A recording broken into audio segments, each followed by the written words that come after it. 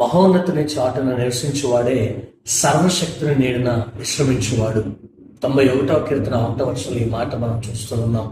నిజముగా మహోన్నతుడు అనంటే నీకున్న అన్ని బాధల నుంచి, అన్ని వేదల నుంచి తప్పించి అత్యున్నతమైన స్థితిలోనికి తీసుకెళ్ళగలిగేటటువంటి సమర్థుడు అని.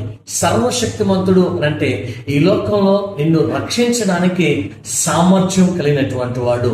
ఇలాంటి దేవుని యొక్క రెక్కల నీడలో నీవు నేను ఉండాలని దేవుడు ఆశపడుతున్నాడు.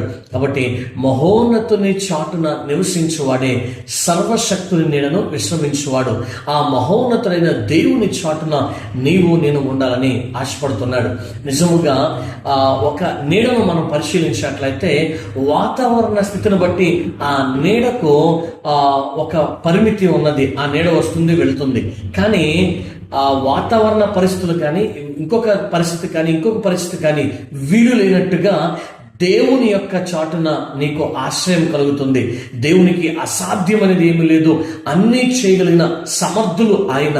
కాబట్టి మహోన్నతుని చాటున నివసించువాడు నిజంగా ఈ రోజున ఆయన క్రింద ఉంటే, ఆయన రెక్కల నీడలో ఉంటే, ఆయన రెక్కల నీడ కింద నువ్వు భద్రపరచబడితే ఎటువంటి లోటు, ఇబ్బంది, ఇరుకు, సమస్య, శోధన ఉండదు. ఒకవేళ వచ్చినా ఆ సమస్య, శోధన తట్టుకుని నిలబడగలిగే శక్తి దేవుడు నీకు ఇస్తాడు.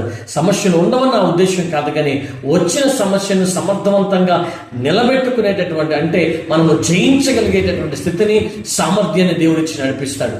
అట్టి కృప దేవుడు మనందరికీ దయచేసి స్థిరపరచునుగాక. ఆమేన్.